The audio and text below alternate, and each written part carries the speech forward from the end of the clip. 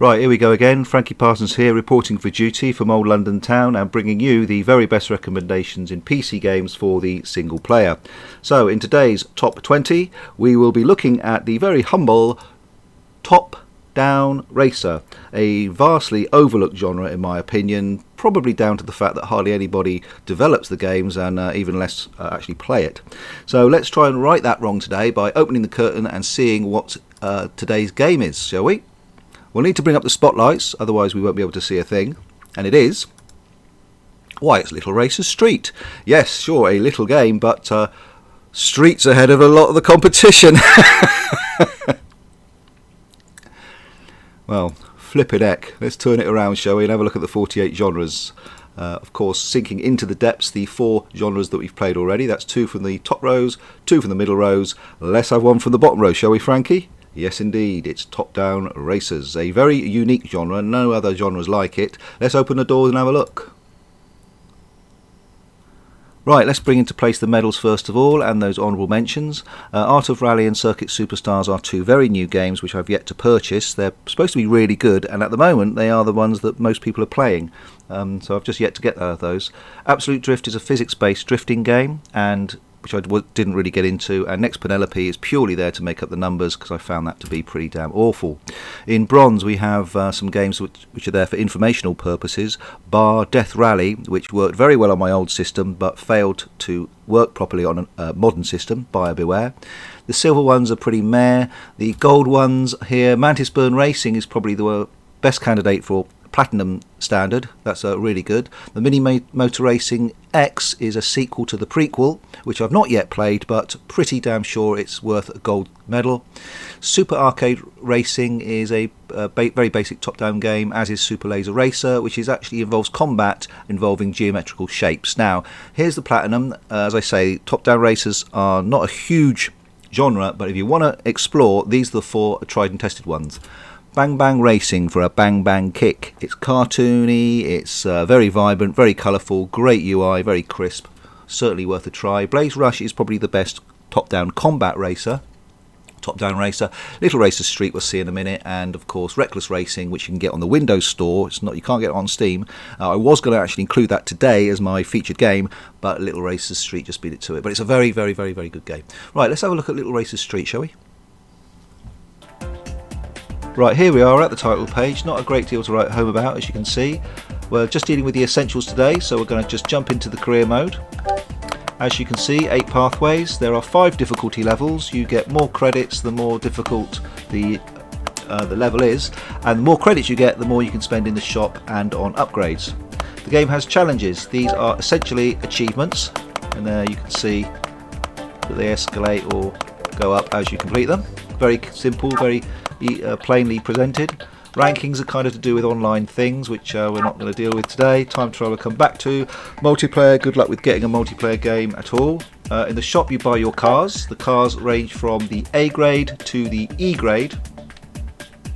The E grade is what you start off with. It's an old banger, and then you can get D class, C class, B class and A class. The garage is where you upgrade. So if I was to upgrade, for example, let's go with my E class, the Tomatino. I'd simply press the button, go down to upgrade, and there you can see the little green bar there on the right, which kind of fluctuates as you peruse the levels for the upgrades. Power, of course, is acceleration, turning is handling, grip, self-explanatory, and nitro is for a boost. Okay. You can also jump into a race. This is really, you get 5 random races here, just really to boost your achievements. They're quite fun. The AI is pretty good, very human-like I would say, amongst compared to a lot of other top-down races, doing really good. But the highlight of the game really is the time trial. So let's look at that, shall we? Right, here we are. This is the level select screen of the time trial. You'll see that the levels are displayed along the top. There are over 400 of them, about 60 to 100 per class. Why, by the way, have them in little squares and not kind of display them in blocks of 50 or something? It'll be easier to access. Okay, on the left hand side you get the city. There's just 2 cities that the game takes place in, and the tracks are incorporated into those cities, as you can see the yellow outline. The other information, there's the amount of laps, but that's irrelevant during time trial. You've got different weather conditions, and of course you have a world rank. That's there as well. It's displayed on the bottom. You press A, you can see the car that you did your record in, the time, your name of course, and your rank. Going back, I think we'll just dive in, shall we? Let's have a look at track 6E. Right, okay, you're first going to be taken to your roster of cars. In this case I have 5 altogether in my E-class. I'm going to try my orange car, and without any further a-dibble-dabble-do, a-dibble-dibble-dibble-dibble-dibble-dabble-do, let's just dive straight in, shall we? 3, 2, 1, go. And we're off, boys and girls. Here we are, digital scale Xtrix, without the need to set up a track, without the need to get off your seat every 5 seconds to put the cars back on tracks. Getting to understand the lay of the land, how to take corners, when to use a boost, trying to pick up the leaders. Of course you're not going to, it's a standing start from the beginning. The ghost cars of course have the benefit of a rolling start, so I'm never going to get a good time on the first lap. Here we go. I'm of course using an Xbox controller. Right trigger gives you acceleration, left trigger is brake, and of course left stick is simply to do your steering. Being a little bit more competitive now, getting an idea of how to take these corners.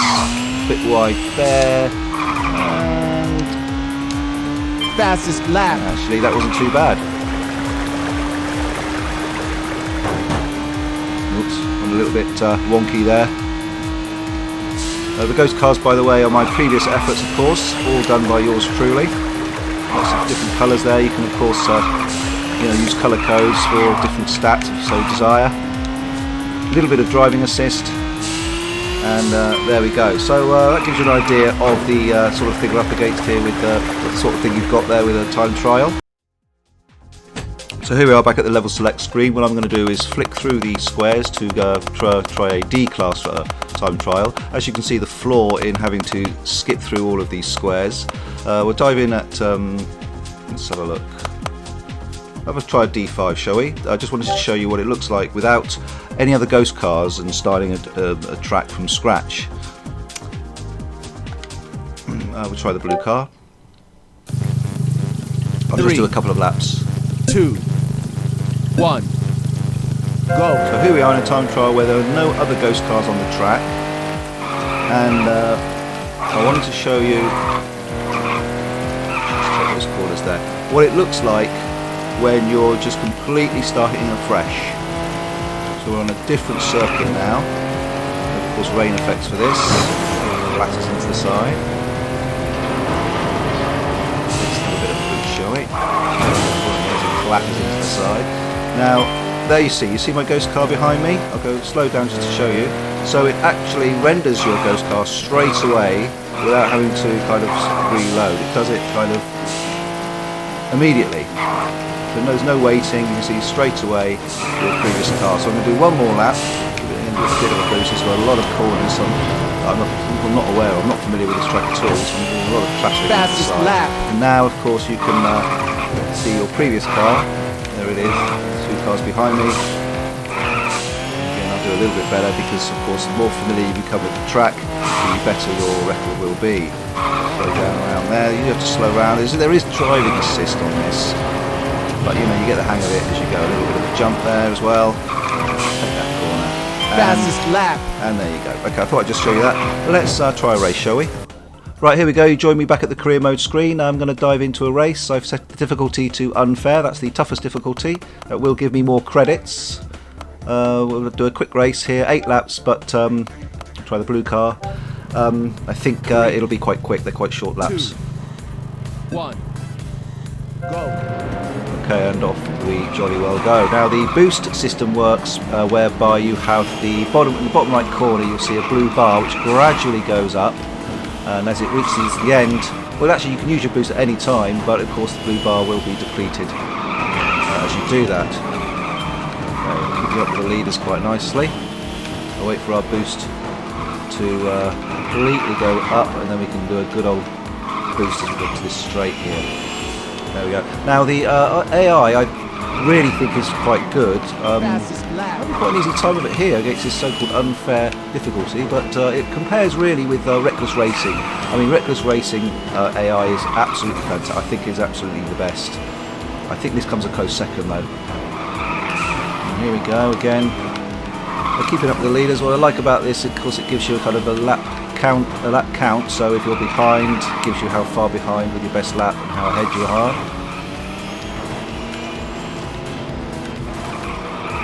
This is quite a simple track. The versatility, or rather the variety of tracks, is pretty astounding. So replayability, I believe, is absolutely through the roof. There really is a huge variety. I slow down around that corner. Take that corner better. So you gradually kind of learn tracks, learn how to get a little bit better, take corners the right way. They are quite aggressive. I don't think I'm going to get first place. That was badly done. I lost concentration there for a moment. Flying over there.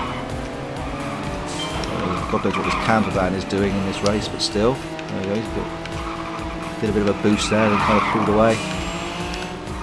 In the corner. And I think we're going to take fourth place by the looks of it, which isn't too bad. Final lap. Oh no, it's the final lap. As he clatters into the side and loses more ground with the leaders.